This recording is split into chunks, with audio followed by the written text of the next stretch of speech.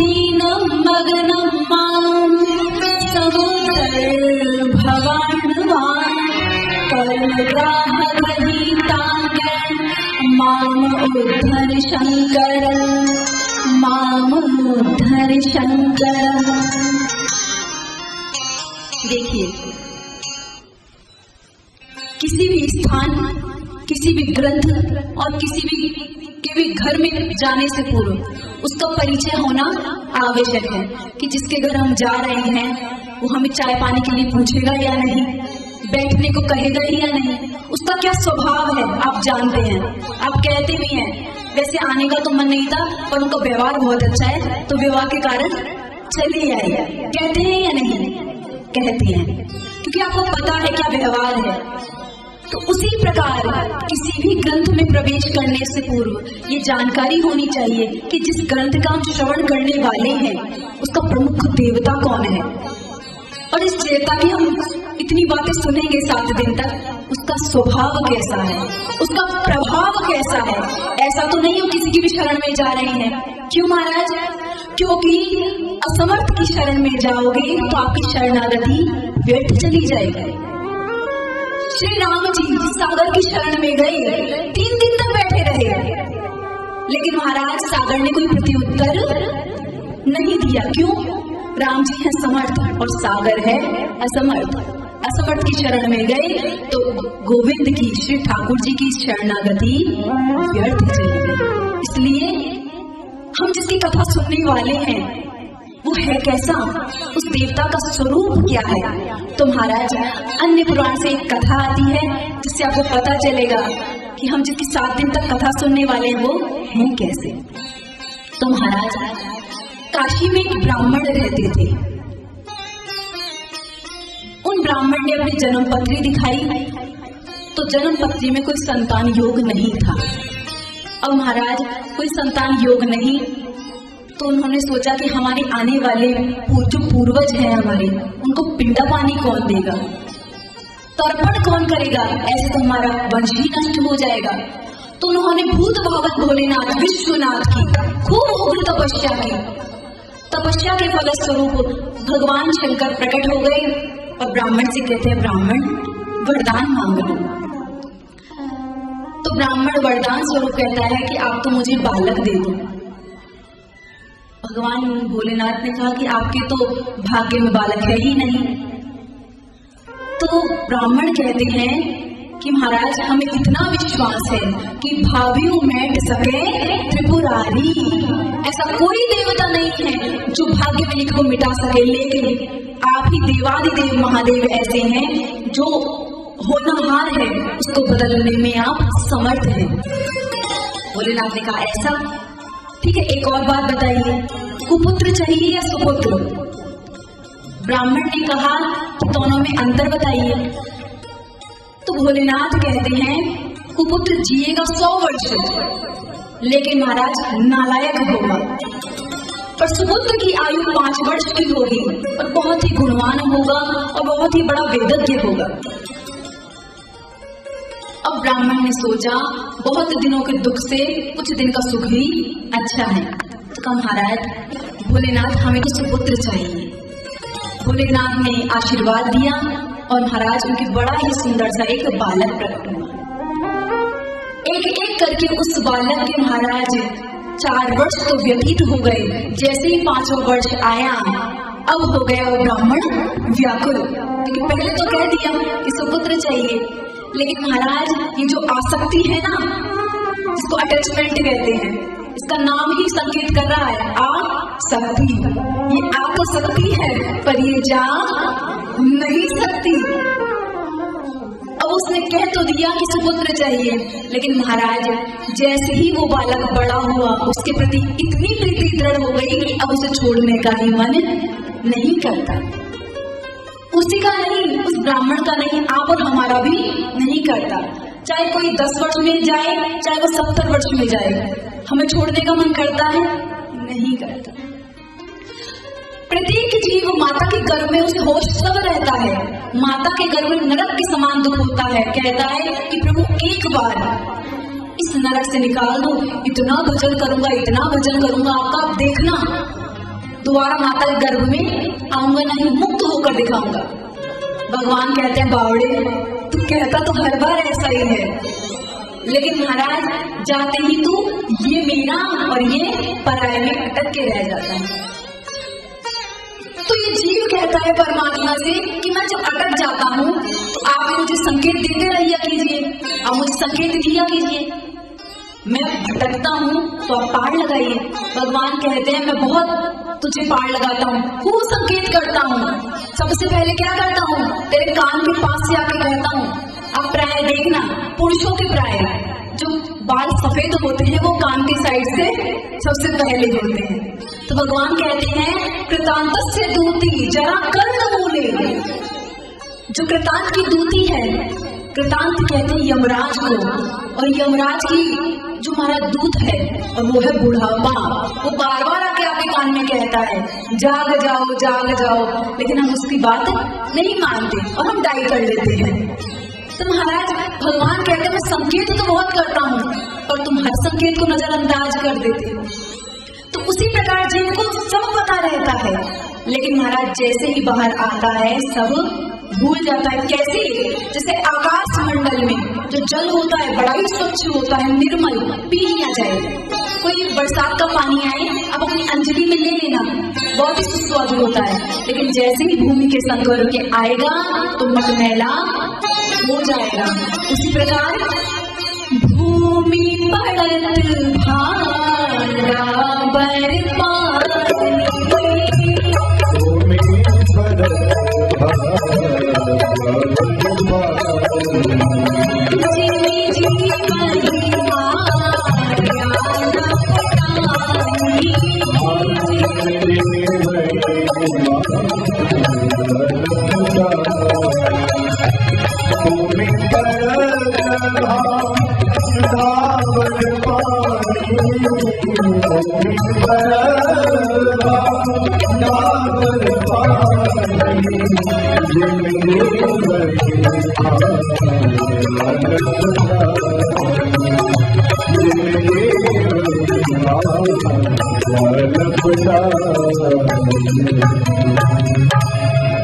तो जैसे आकाश मंडल के उन पानी को भूमि गंगा कर देती है, मटमैला कर देती है, उसी प्रकार ये जीव भी माया में पड़कर मटमैला हो जाता है।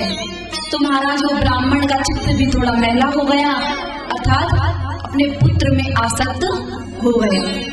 अब तो संतों के पास जाए, ज्योतिषी के पास जाए और कहे, संत से जाके कहता है कि बालक की उम्र में 1 ही वर्ष शेष बचा है, कुछ बताइए क्या करूं। अब तो महाराज इन संतों ने कहा आप ऐसा करो कि इस बालक को किसी सिद्ध संत के पास लेकर जाओ। इस बालक की यदि कोई आयु को टाल सकता है, कोई आयु को बढ़ा सकता है, वह कोई सिद्ध संत। तो ब्राह्मण देवता ने कहा सिद्ध संत कहाँ मिलेंगे? तो कहा तुम तो सभी को सिद्ध मानो, कोई ना कोई निकल ही आएगा। अब तो महाराज उस ब्राह्मण ने क्या किया, अपने बालक को सिखा दिया कि इस मार्ग से जो भी जाए उसे दंडवत प्रणाम करे। अब तो कोई भी निकले, महाराज वो बालक दंडवत प्रणाम करने लगा। दंडवत तो आप सभी जानते हैं ना, दंडवत कैसे करते हैं महाराज? एकदम दंडवत मतलब डंडे के समान सीधा पड़ जाना। आजकल तो पैर छूते हैं, पैर भी बहुत महाराज, आजकल तो घूटा छुए थे, पैर क्या ऊपर से ही पैर, ज्यादा पैर तक कोई पहुंचे ही नहीं, ऐसे कहना चाहिए घूटा छू। तो महाराज दंडवत प्रणाम ही सबसे उत्तम कोटि का प्रणाम माना गया है, और माता बहनों को वर्जित है, पुरुषों के लिए ही उसका विधान है। अब तो सभी को दंडवत प्रणाम करे। महाराज सप्तऋषि उसी मार्ग से गुजर रहे थे विश्वनाथ का दर्शन करने के लिए। उस बालक ने क्या किया, महाराज मुनि मंडल को महिमीधर के बालक ने प्रणाम किया। तब तो क्या हुआ, सप्तऋषियों ने महाराज कहा चिरजीवी भव चिरजीवी भव चिरजीवी भव, ऋषियों ने आशीर्वाद दिया। जैसे ही कहा चिरंजीवी भव चिरंजीवी भव, अब तो महाराज वो बालक तो उठ खड़ा हुआ, लेकिन जो उसका पिता था ब्राह्मण वो रोने लगा। तब तो सप्तऋषि कहते तुम रो रहे हो, तुम्हारे बालक को तो हमने चिरंजीवी, जब तक आकाश और पाताल है तब तक जीवित रहने का आशीर्वाद दिया है। तो कहा महाराज इस बालक के आपने आशीर्वाद तो दे दिया, लेकिन कैसे होंगे आपके सख्त वचन कहे, क्योंकि इस बालक की आयु में मात्र 3 दिन ही शेष रहे। अब तो सप्तऋषियों ने कहा तुम्हें कैसे पता कि 3 दिन ही शेष बचे हैं? तो महाराज ये किसी देवता के द्वारा प्रदत्त बालक है। सप्तऋषि ने कहा नाम बताओ। अरे नाम तो नहीं बताएंगे, आप लड़ेंगे उनसे जाके कि इतनी कम आयु का बालक क्यों दिया। अब तो महाराज रोते हुए वो ब्राह्मण देवता बोले अब आपका आशीर्वाद झूठा हो नहीं सकता। सप्तऋषियों ने कहा हमारी बात झूठी हो जाएगी। तो कहा ब्राह्मण इस बालक को तुम हमें दे सकते हो? तो कहा महाराज 3 दिन बाद यमराज को वैसे ही देना है, 3 दिन पहले संतों को ही दे दिया जाए, शायद कुछ हो जाए। अब तो महाराज ब्राह्मणों को, उन संतों को बालक प्रणाम करके चल दिया उनके साथ में और अपने पिता को वहीं काशी में छोड़ दिया। अब तो महाराज संत घबराने लगे, सप्तऋषि घबराने लगे कि क्या होगा, ऐसा नहीं हमारा वचन झूठा हो जाए। अब तो सप्तऋषि मिलकर ब्रह्मलोक में ब्रह्मा बाबा के पास गए और सबने एक एक करके प्रणाम किया। ब्रह्मा बाबा ने चारों मुखों से चिरंजीवी भव चिरंजीवी भव चिरंजीवी कहा। इतने में क्या किया, नेत्र बंद करके ब्रह्मा जी आशीर्वाद दे ही रहे थे, पीछे से उस बालक को आगे कर दिया और ब्रह्मा जी ने महाराज सबको दे ही रहे थे, सबको देते देते उसी प्रवाह में उस बालक को भी कह दिया चिरंजीवी भव चिरंजीवी। अब तो महाराज उन संतों ने सोचा चलो अपनी बला टली। अब तो क्या हुआ, ऋषियों का भार ब्रह्मा बाबा ने ले लिया। अब संतों ने क्या किया, ऋषियों ने क्या किया। हम तो कहा ब्रह्मा जी ने तुम मुस्कुरा रहे हो क्यों? तो महाराज ऐसा समझिए इस प्रकार ही हम फंस गए थे जिस प्रकार आप फंसे, कुछ समझ नहीं आया। तो कहा इस बालक की आयु में अब 2 ही दिन शेष बचे हैं, 1 दिन तो निकल गया। अब तो ब्रह्मा ने कहा ऐसा क्यों किया? तो कहा हमारे साथ भी धोखा हुआ था तो हमने सोचा आपके साथ ही कर ले। अब कोई बोलेगा सप्तऋषि झूठे तो हम कह देंगे ब्रह्मा बाबा झूठे, ब्रह्मा बाबा झूठे तो हम झूठे, ब्रह्मा की पदवी बड़ी है। अब तो महाराज ब्रह्मा जी घबराए, लेकिन ब्रह्मा जी को याद आया कि एक है देवता जो इसको वास्तव में अभी भी चिरंजीवी कर सकता है। कौन है वो? भावियों में सके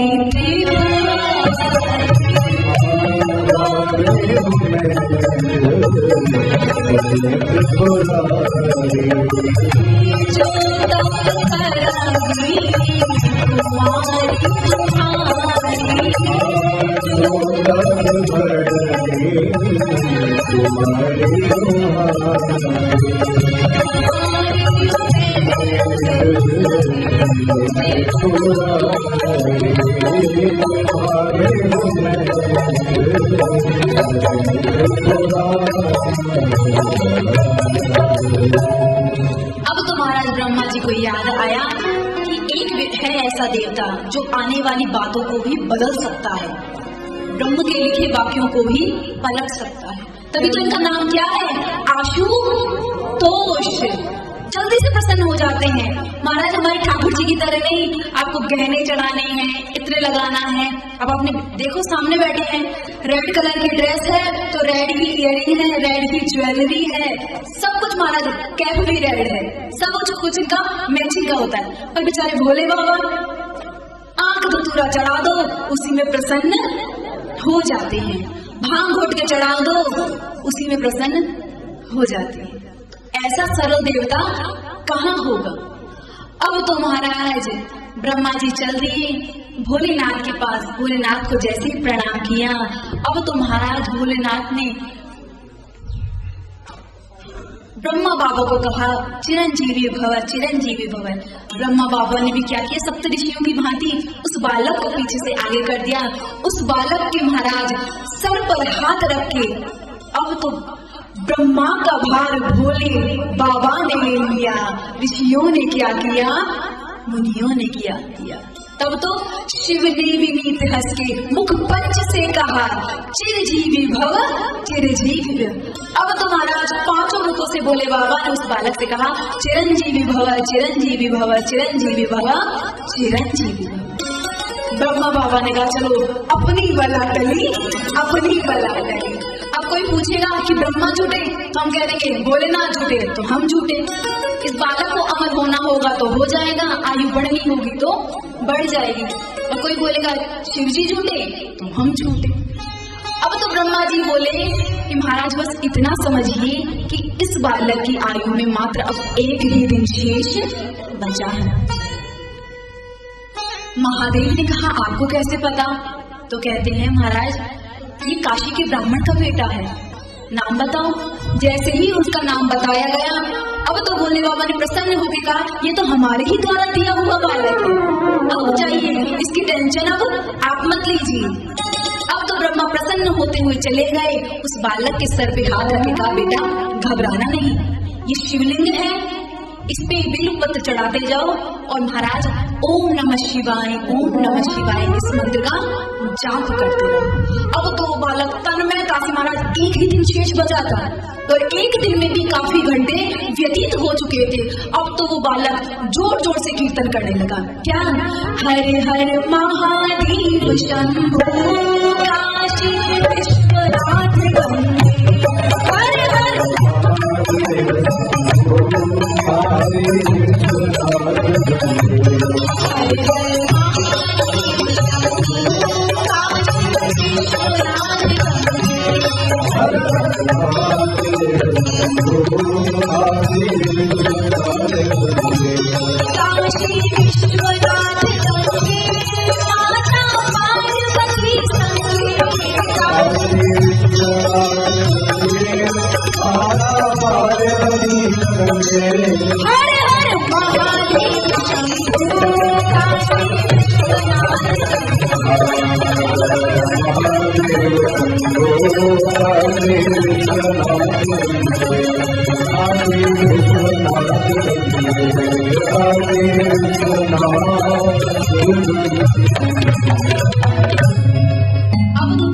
तन्मयता से बालक संकीर्तन करने लगा। इतने में यमराज आया। जैसे ही यमराज को देखा बालक घबरा गया और घबरा के महाराज शिवलिंग से चिपक गया कि भोलेनाथ बचाओ, भोलेनाथ बचाओ।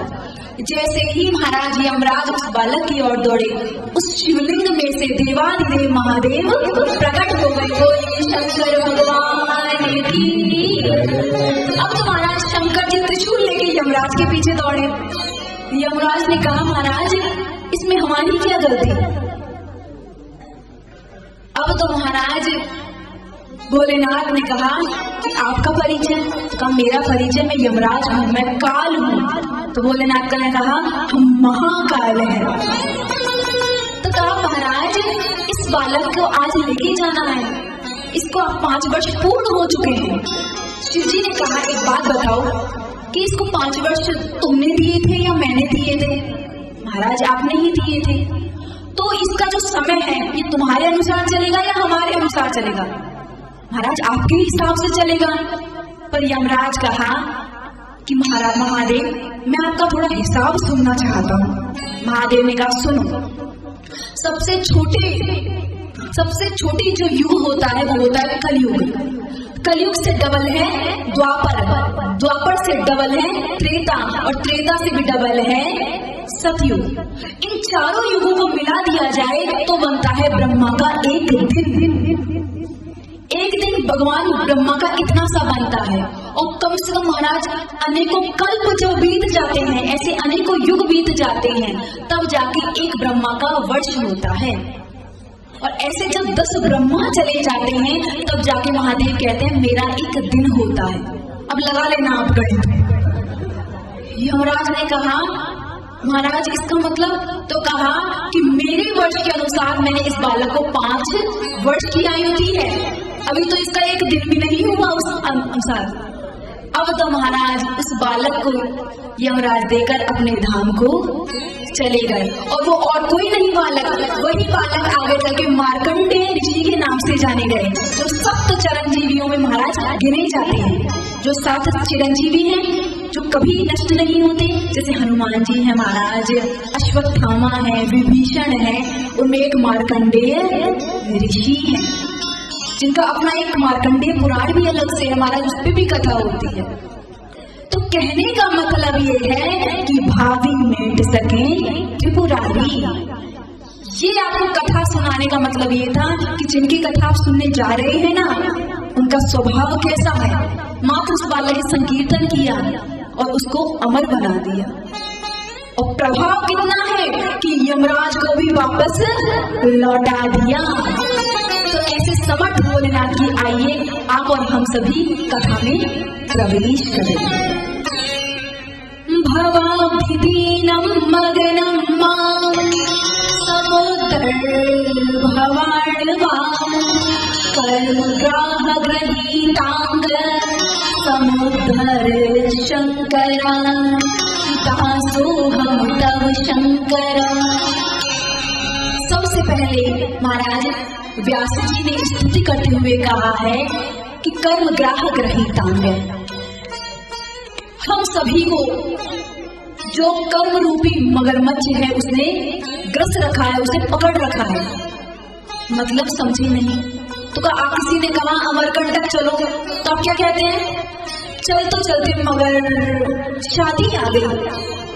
आपने कहा कि इस बार ऐसा करो एक शिव पुराण में थोड़ा सहयोग आप भी कर दो, कर तो देते मगर आप देख ही रहे हैं कोरोना में किसका क्या धंधा चला है। तो महाराज ये जो मगन है इसने सभी के पैरों को पकड़ रखा है, किसी को आगे बढ़ने ही नहीं देता। तो कहने का अर्थ ये है, व्यास जी कहते हैं कर्म ग्राहक गृहीतांग, ये जो अगर मगर है ना इसने सभी को बहुत जोर से पकड़ रखा है। तो क्या कीजिए, इस मगर के मुख को आप हमें निकाल के अपने भजन में लगाइए, हमारा उद्धार कीजिए। क्यों करें हम आपका उद्धार, दासो हम तव शंकर, हम आपके दास हैं। और महाराज दास कौन होता है, तो कहते हैं दास वो होता है जिसने अपने समस्त अहंकार को मिटा दिया है। महाराज साधु बनना कठिन है, चढ़ना पेड़ खजूर, और होता क्या है, चढ़े तो चाखे प्रेम रस और गिरे तो चखना चूर। दास बनना आसान नहीं है। कहने को भले कह देते हैं कि महाराज हम आपके दास हैं, पर दास बनने में अपने आप को मिटाना पड़ता है। अब तो महाराज बड़ी ही शिव महापुराण की कथा का सबसे पहले महात्म्य आता है कि हम क्यों सुने, इसके सुनने से होगा क्या, इसके बारे में महात्म्य बताया गया है कि इसके सुनने से कैसे कैसे पापियों का उद्धार हो गया है। हम तो उस कैटेगरी के पापी भी नहीं हैं। तो महाराज प्रयागराज में 88,000 ऋषि मिलकर शौनकादि ऋषि सूत जी महाराज से प्रश्न पूछते हैं, और शौनक जी कहते हैं, हे सूत महाप्राज्ञ सर्व सिद्धांत प्रभु, आख्या ही में कथा सारम पुराणानां विशेषता, पुराणानां विशेषता। हे सूत, हे महाराज सूत, हम आपसे कथा सुनना चाहते हैं, लेकिन कौन सी कथा, कथा सारम, क्योंकि कलयुग के प्राणी के पास सब कुछ है। महाराज जितना अच्छा हम खाना खाते हैं ना, हम सामान्य दिनों में जितना अच्छा भोजन कर लेते हैं, पहले के लोगों को उस शादी ब्याहों में भी नहीं मिलता था। आप तो सभी जानते हैं महाराज आटे की रोटी कब मिलती थी, कितनी मिन्नतों के बाद। हम जितना अच्छा खाना आप सामान्य दिनों में खा लेते हैं उतना पहले नहीं था। हम जितने अच्छे आज ब्रांड के कपड़े पहनते हैं पहले नहीं थे। तो आज के कलयुग के जीव के पास सब कुछ है, पूर्णतया संपन्न है, बस कमी है तो एक चीज की, और वो किस चीज की, हमारा टाइम नहीं है, समय नहीं है। ये नहीं आपके पास ही, चाहे वो बच्चा हो, युवा हो, वृद्ध हो, किसी से पूछो समय किसी के पास भी नहीं है। तो मानो शौनकादि ऋषियों ने हमारे ही निमित्त प्रश्न किया हो कि कलयुग के जीव के पास समय होगा नहीं, तो कौन सी कथा सुनाइए, कथा सारम, जो सार हो, जो थोड़े में ही बहुत कुछ बता दे, ऐसी कथा आप सुनाइए। क्योंकि अब कलयुग आ गया है। आप सोचें कि 4 वेद, 18 पुराण, 6 शास्त्र हम पढ़ सके बैठ के, इतना ना तो टाइम है, इतना ना तो समय है, और ना ही इतनी हमारे अंदर योग्यता है। हम में से ऐसे कितने हैं जो 4 वेदों के नाम भी बता सके, क्रमबद्ध बता सकते हैं? एक हाथ खड़ा हुआ है महाराज। और 6 शास्त्रों के बारे में बता सकते हैं। 18 पुराण तो बहुत हो गए, वहां तक तो गिनती नहीं है। कोई 6 शास्त्र और 4 वेद की क्रमबद्ध बता सके महाराज? कोई है? नहीं है। तो जब नाम ही पता नहीं है तो उनमें क्या लिखा है, ये जानने के लिए तो हमें अनेकों जन्म लेने होंगे। तो जानते हैं ठाकुर जी महाराज, संत सब जानते हैं। इसलिए संतों ने हमारे निमित्त कहा कि जो संक्षिप्त हो और शीघ्र अतिशीघ्र कल्याण कर सके, ऐसा कोई उपाय हमें बताइए, क्योंकि महाराज समय बहुत कम है। सदाचारस्य सद्भक्तिर् विवेको वर्धति कथम, सद्विकार निराशाश्च सज्जनैः क्रियते कथम। कि भक्ति ज्ञान और वैराग्य को बढ़ाने के लिए वैष्णव लोग क्या करते हैं? शीघ्र अतिशीघ्र ये जो जीव है इसकी आसुरी प्रवृत्ति हो गई है। आसुरी प्रवृत्ति मतलब राक्षसी प्रवृत्ति हो गई है। तो जो भक्ति ज्ञान वैराग्य को बढ़ाए, विवेक को बताए, ऐसा कोई साधन हमें बताइए। क्योंकि महाराज भक्ति जीवन में आ जाए बहुत आसान है, लेकिन भक्ति अपने पुत्रों के साथ में आए ये बहुत ही ज्यादा कठिन है। अब तो समस्त श्रोता भागवत अपने सबने सुनी है बहुत बार। यदि भक्ति कोरी भक्ति होगी जीवन में तो वो भक्ति कारागर नहीं होगी। यदि भक्ति अपने पुत्रों समेत आएगी ज्ञान और वैराग्य के साथ, वही काम करेगी। आपने देखा होगा कि पहले महाराज 88,000 ऋषि किसे कहते हैं? 1 लाख में थोड़े ही कम एक कथा सुन रहे हैं, और आज गली गली चौराहों पर कथा हो रही है, लेकिन महाराज ढाक के वही 3-5। मंदिरों में जितनी भीड़ आज होती है उतनी पहले नहीं होती थी। जितना तामकोल में आज होता है वो पहले नहीं होता था। पर आज व्यक्ति को आनंद क्यों नहीं आ रहा? इसलिए क्योंकि महाराज कोरी भक्ति हो रही है। भक्ति के साथ ज्ञान और वैराग्य तो है ही नहीं।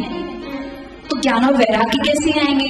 सबसे पहले तो महाराज पता होना चाहिए कि किसकी भक्ति करें और किसकी भक्ति ना करें।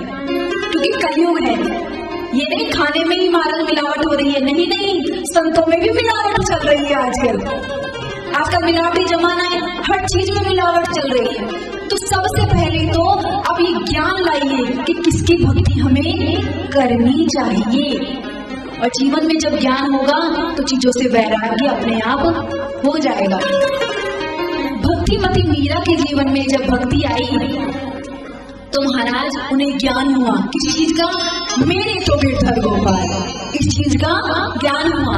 और ज्ञान का स्वरूप क्या हुआ महाराज? ज्ञान के बाद वैराग्य हुआ।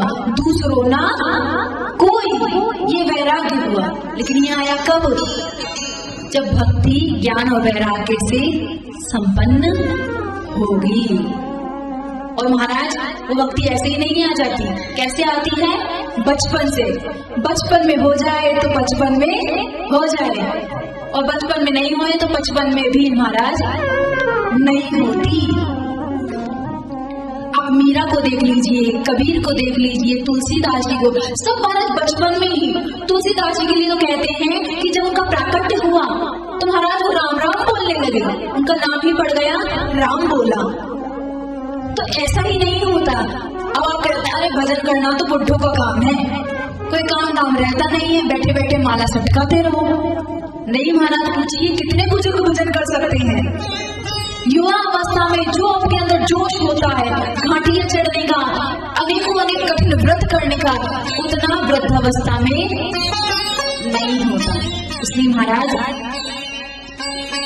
भक्तिमती मीरा, छोटी सी मीराबाई अपने दादाजी के पास एक दिन गई कि महाराज आप किसकी सेवा करते रहते हैं? तो कहा ठाकुर जी हैं। तो महाराज ठाकुर जी हैं तो आप तो कहते हैं भगवान सभी जगह होते हैं, तो आप सभी जगह पूजा कर लीजिए, मूर्ति में क्यों करते हो पूजा? छोटी सी मीरा ने जब इस प्रकार प्रश्न किया तो उनके दादाजी ने कहा ये तो लगता है कोई विलक्षण संत ही मीरा के शरीर में आया है। अब तो कहते हैं बालिका, भगवान हर जगह तो है, लेकिन एक प्रतिमा में पूजा इसलिए करनी चाहिए, ऐसे समझ बेटा जैसे वायु है तो सर्वत्र, लेकिन यदि आपको पहिए में भरनी है तो आप ये कहेंगे हर जगह है हवा, भर लो कहीं से। नहीं, भरनी तो मशीन से ही पड़ेगी। हर जगह है वायु, लेकिन पंखे के नीचे आना पड़ेगा शीतलता प्राप्त करने के लिए। उसी प्रकार भगवान हर जगह तो है, लेकिन आपको सेवा करने के लिए अपनी निष्ठा एक जगह एकत्रित करनी पड़ेगी। तो कहा प्रभु भगवान जब हर जगह है तो दिखाई क्यों नहीं देते दादाजी? तो दादाजी ने कहा कि देख मीरा, हर वस्तु दिखाई नहीं देती, प्रत्येक पुष्प में सुगंधी है, दिखाई देती है? दिखाई देती है? नहीं दिखाई देती। आपका सर दर्द होता है, दिखाई देता है? नहीं दिखाई देता। हर चीज दिखाई नहीं देती, कुछ महसूस करने वाली भी होती है। अब तो मीराबाई महाराज ऐसे प्रश्न करती और अपनी भक्ति को और पुष्ट करती। एक दिन की बात, उनके दादाजी को परदेश जाना पड़ा। महाराज मीरा से कहते हैं, बेटा मीरा, मैं परदेश जा रहा हूँ, तो ये ठाकुर जी को है ना खिलाकर दूध पिलाकर ही खुद आरोगना। अब तो मीराबाई कहा, दादाजी जैसे आप करते हैं सेवा वैसे ही मैं करूंगी। अब तो दादाजी तो चले गए। दादाजी ने तो कहा था तुलसी डाल देना, घंटी घुमा देना, लग जाएगा वो। मीरा, छोटी सी मीरा सोचने लगी ऐसा होता होगा ठाकुर जी आते होंगे, गट गट गट गट पीते होंगे, फिर जाते होंगे, उसके बाद ही भोजन पाओगे। अब तो मीरा जी लाई दूध का कटोरा ठाकुर जी के सामने रखा, तुलसी डाली, पर्दा लगा दिया। कुछ समय व्यतीत हुआ, पर्दा खोल कर देखी, दूध तो चौंका था। अब तो महाराज फिर पर्दा लगा दी। सुबह से शाम हो गई पर दूध थोड़ा भी कम नहीं हुआ।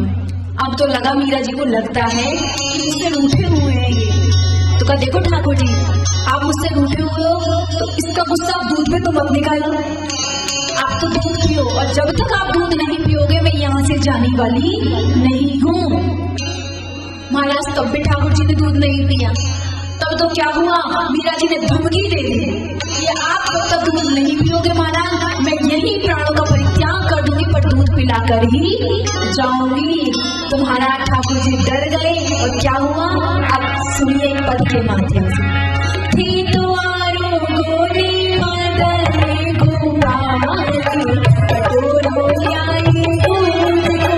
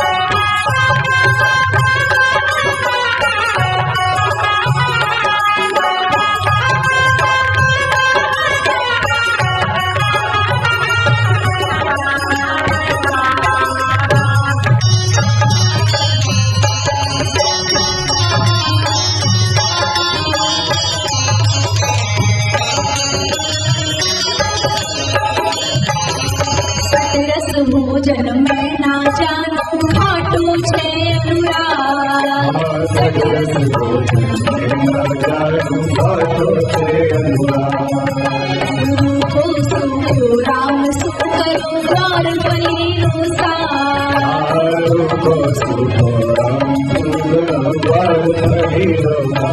लाई पाटली में दूध मलाई दाल लाई पाटली में दूध मलाई दाल लाई दूध को भरो के द्वार बोले मदन गोपाल लाई दूध को भरो।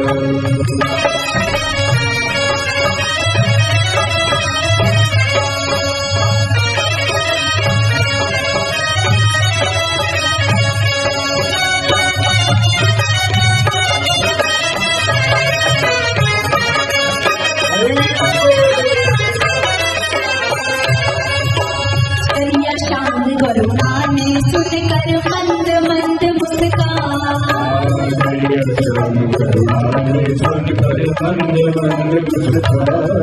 अरे श्याम बिहारी दूध अरोगो साची बात बताओ श्याम बिहारी दूध अरोगो साची बात बताओ बिना पिलाई दूध कटोरो पाछे नाली जाओ बिना पिलाई दूध कटोरो पाछे नाली जाओ देशो देशो में चरणा में नहीं जाओ देशो देशो में चरणा में देव जाओ बोलो लाई दूध को भरो।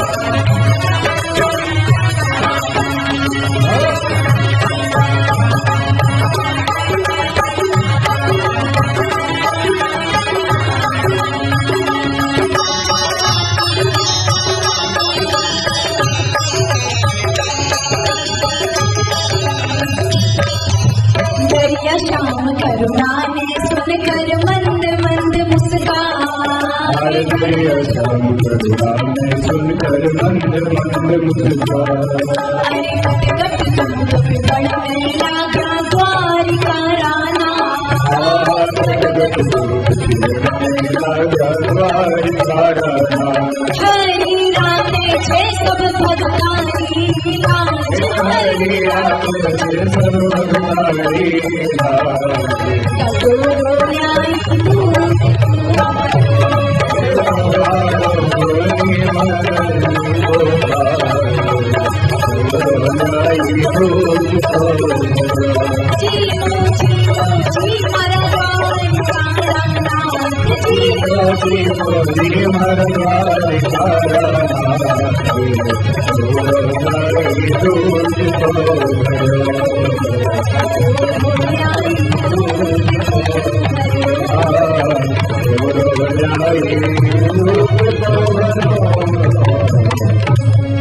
बोलिए द्वारिकाधीश भगवान की, शंकर भगवान की, हर हर महादेव। तो महाराज जितने भी बड़े भक्त हुए हैं उनकी आप जीवनी पढ़ लीजिए। बचपन से ही वो भजन में लग गए, लेकिन आज का तुम्हारा कथा हो, भागवत हो, मायरा हो, वहां बच्चे दिखाई ही नहीं देते। और बेचारे खुद भी चलने को कहें तो दादा दादी कहते तू क्या करेगा, बोर हो जाएगा, चल के रहने दे। अब वो ये कह देते हैं तो बेचारे बच्चे भी, छोटे बच्चों की बुद्धि बड़े तक वही रहती है। कोई मुझे कथा में नहीं जाते, दादी ने बताया था वो तो बोर होने वाली जगह है, वहां पे नहीं जाते। तो बड़े तक एक ही डांट बनी रहती है, कथा मतलब बोर होने वाली जगह नहीं। महाराज बच्चों को लाना चाहिए। अभी तो स्कूल चल रहे थे कोई बात नहीं, लेकिन वैसे अवश्य लाना चाहिए। तो यहाँ सूत जी ने कहा कि प्राय कलयुग आ गया है और कलयुग में भगवान की कथा अभी तो फिर भी दिखाई दे रही है, लेकिन वर्ष क्रमज्जाता मंगलम नाभि दृश्यते। जैसे जैसे वर्ष बीतते जाएंगे ये जो शुभ मंगल कार्य होते दिख रहे हैं ये भी लुप्त प्राय हो जाएंगे। क्योंकि महाराज एक बात ध्यान में रखिए, जो बड़े बड़े संत पहले थे वो अब नहीं हैं और जो अब संत हैं वो आगे होंगे नहीं। इसलिए जितनी जल्दी हो सके जो दिव्य संत हैं उनकी सत्संग के गोताओं में महाराज लगा लिया जाए, गंगा में गोता, और अपने आप को उद्धार कर लिया जाए। क्योंकि अभी जो सहजता में मिल रहा है बाद में करोड़ों रुपए देकर भी नहीं मिलेगा। और कोई बात नहीं, बचपन से नहीं किया तो कहते हैं बहुत गई थोड़ी बची, नारायण अवचेत काल चिरैया शुग रही निष्दिन आयु खेत। हम कल आए थे और आज हैं, इतने में हमारा एक दिन समाप्त हो चुका है। इसलिए महाराज विवेकी वही है, समझदार वही है। आप तो सभी महाराज व्यापार वर्ग से हैं और जो वैश्य वर्ग से होते हैं वो जानते हैं मोल भाव करना। वो महाराज अपना एक भी दिन एक भी समय व्यर्थ जाने नहीं देते। कोई वस्तु अगर कटी फटी भी होगी तो सस्ते दाम में बेच के ठिकाने लगा ही देते हैं। तो महाराज शीघ्र अतिशीघ्र इस शरीर को भी ठिकाने लगा दिया जाए। तो कहते हैं काल व्याल महात्रास विध्वंस कर उत्तमम शैवम पुराणम परमम शिवेन उत्तम पुरामुने।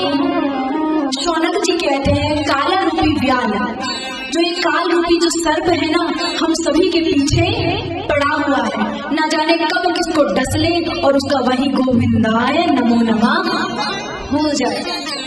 प्राय सभी जगह देखा होगा, यहाँ लिखा था जूते चप्पल पहनकर प्रवेश करना मना है, यहाँ धूम्रपान करना मना है, यहाँ गुटखा खाना मना है, यहाँ थूकना मना है। पर कहीं लिखा हुआ देखा है कि यहाँ मरना मना है? देखा नहीं, क्योंकि वो कहीं भी आ सकती है महाराज, उसके लिए कोई भी बाउंडेशन बंधन नहीं है। आप चाहो आज आ जाए नहीं आएगी, आप चाहो 100 साल तक जी जाए नहीं, उसकी जब मर्जी है, जब लिख दिया गया है वो तभी आएगी। लेकिन हम तो अपनी पूरी तैयारी से रहें, कभी भी आ जाए महाराज चले दे। तो यहाँ कहा गया कि जो काल रूपी सर्प है सबके पीछे पड़ा हुआ है और ना जाने कब उसको ग्रस ले। तो कुछ ऐसा सुनाइए जिसे सुनकर महाराज हमें मृत्यु का भय नहीं हो। क्योंकि अमर होना तो महाराज आसुरी प्रवृत्ति है, जितने भी राक्षस हैं वो अमर होना चाहते हैं। कभी भी किसी भी भक्त ने अमर होने की चाहना नहीं की, क्योंकि हो ही नहीं सकते। आया है सो जाएगा राजा रंग फकीर। तो जो अमर होना चाहता है वो तो राक्षसी बुद्धि है, लेकिन मृत्यु का भक्त चाहता है कि मृत्यु का भय भी उसे ना हो। जब मौत आए तो महाराज कहें अरे ले चल, हम तो वैसे ही तैयारी से बैठे हैं, सब काम धंधा निपटा के बैठे हैं। तो महाराज यही तैयारी होती है संतों की, सत्संगियों की। उनके लिए तो ये शरीर क्या है, एक पंचायत धर्मशाला ही है, जितने दिन तक रहेगी प्रपंचों में पड़ा रहना पड़ेगा। तो कहने का अर्थ ये है कि महाराज शौनक जी ने पूछा कि जितनी जल्दी हो सके ये व्यक्ति अमृत को प्राप्त हो जाए अथवा मृत्यु के भय से मुक्त हो जाए, ऐसी कोई कथा है वो आप हमें सुनाइए। इस प्रश्न को सुनकर महाराज सूत जी बड़े ही प्रसन्न हुए और कहते हैं जन्मांतरे भवे पुण्यम महत्यस्य सुधीमतः तस्य प्रीतिर्भवे तत्र महाभाग्यवतो मुने। कि जब जन्म जन्मांतर के महाराज पुण्य उदित होते हैं तब जाके शिव पुराण कहने को और सुनने को प्राप्त होती है। आप कहेंगे हमने तो मेहनत ही नहीं की। महाराज आपको क्या पता कितने व्यक्ति आना चाहते थे, हमने स्टेशन पे ही सुना कि टिकट बने बनाए ही कैंसिल हो गए। स्टेशन से आ गए थे, स्टेशन तक आ गए थे, वहीं से लौट गए। आता कौन है? आता वही है जिनको ठाकुर जी अपने कृपा रूपी चुंबक से खींचते हैं।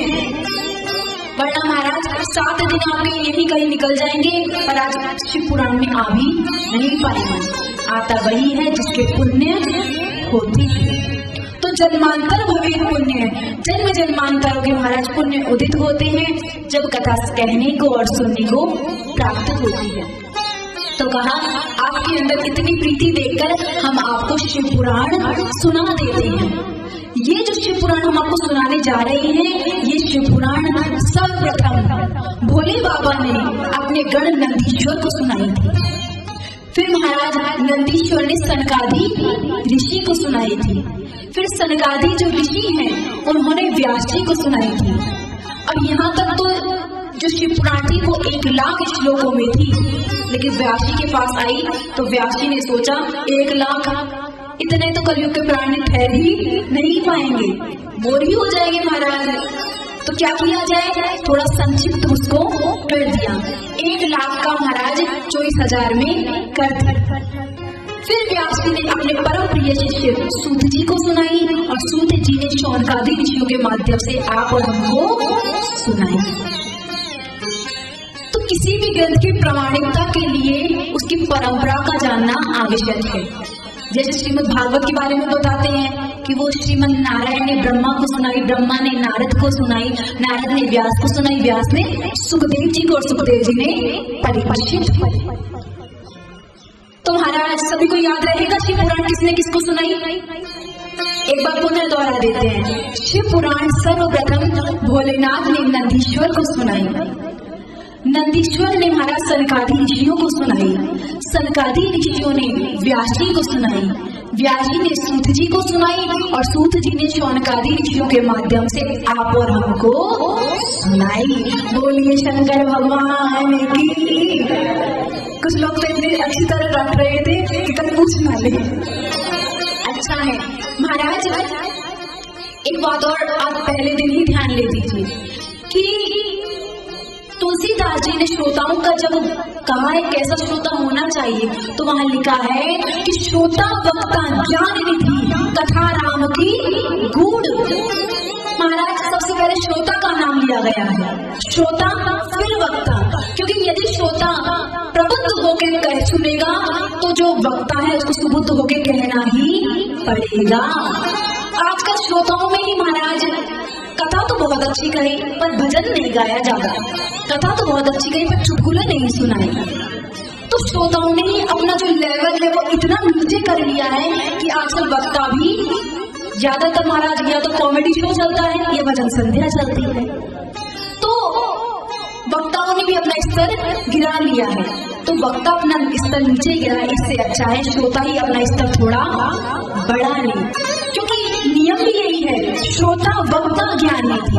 श्रोता यदि गुड़ गुड़ प्रश्न करेगा ऐसा क्यों वैसा क्यों, तो व्यास को पढ़ना पड़ेगा, 10 ग्रंथों को छांटना पड़ेगा आपको उत्तर देने के लिए।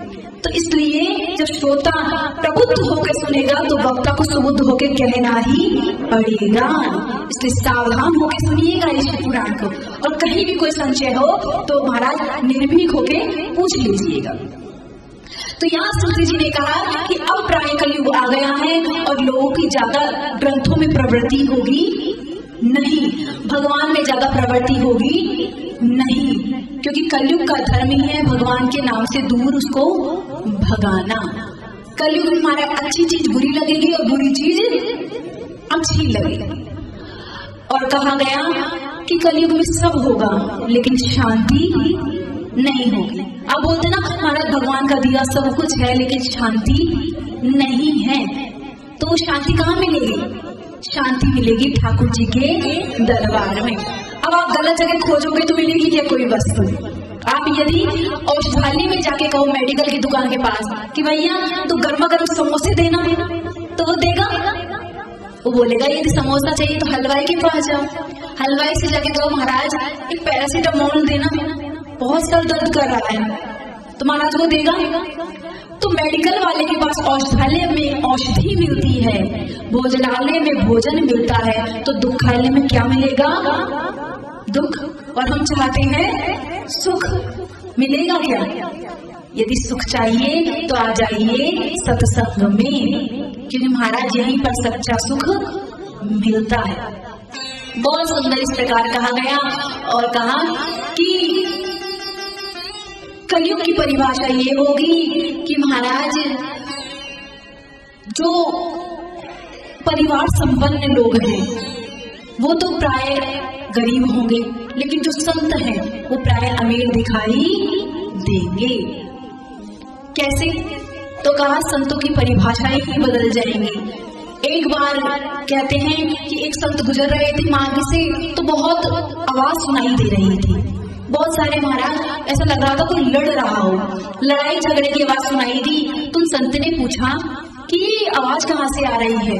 तो उत्तर मिलता है मौनी बाबा के यहाँ से। अब महाराज नाम तो है मौनी बाबा और आवाज आ रही है लड़ाई झगड़े की। कुछ दूरी पर वो आगे चली तो आगे बढ़ के बहुत सुंदर सुगंधी खुशबू आ रही, लग रहा था 56 भोग बन रहे हो। प्रश्न किया गया इस सुगंधी कहाँ से आ रही है? तो उत्तर मिलता है फलारी बाबा के यहाँ से आ रही है। नाम है फलारी बाबा और खुशबू आ रही है 56 भोग। कुछ दूरी पर महाराज और आगे बढ़े तो 10-12 बच्चे खेल रहे थे। इतने बच्चे कलयुग में जहाँ नारा लगा रहता है हम दो हमारे दो, तो कहीं ये बच्चे किसके हैं? तो महाराज उत्तर मिला ब्रह्मचारी जी महाराज के। तो संतों की परिभाषाएं ही बदल गई है महाराज। अब तो धनवान तो महाराज संत साहब हो गए हैं और जो गृहस्थी हैं वो गरीब हो गए। लेकिन गृहस्थियों में भी एक और विडंबना है क्या? पहले तो महाभारत एक बार हुई थी, आज तो हर दिन महाभारत होती है। किसके बीच में? महाराज पुरुष और औरत के बीच में हर दिन महाभारत छिड़ी रहती है। तो कहीं भी शांति नहीं है। यदि शांति चाहिए तो सत्संग में आइए। बहुत सुंदर इस प्रकार कहा गया और कहा जब अनेक जन्मों के जन्म जन्मांतर कल्प कल्पांतर के पुण्य उदित होते हैं तब जाकर ये कथा कहने को और सुनने को मिलती है। और महाराज जब आप भोजन करते हैं ना तो आप ये सोचते हैं कि मेरा पेट भरे, मेरी इंद्रियों में बल आए, आप तो बस खाते जाते हैं। वो पचना ये सब काम शरीर का है। आप भोजन करेंगे पेट भी भरेगा और इंद्रियों में महाराज बल भी आएगा। उसी प्रकार अब सत्संग में जाते रहिए, भक्ति भी बढ़ेगी और ज्ञान वैराग्य भी बढ़ते ही जाएंगे। लेकिन जाते रहिए इसलिए कहा गया सदा सेव्या यदा कदा नहीं। भोजन रोज करते हैं महाराज, पानी तो पल पल पर पीते हैं, उसी प्रकार ठाकुर जी का नाम भी पल पल पर लेते जाए। इसलिए हर हर महादेव शंभो काशी विश्वनाथ गंगे,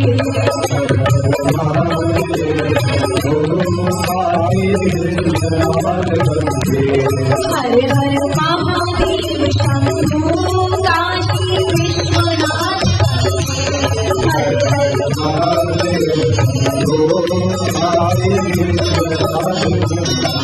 काशी विश्वनाथ गंगे माता पार्वती संगे, काशी विश्वनाथ गंगे माता पार्वती संगे, हर हर महादेव शंभो काशी विश्वनाथ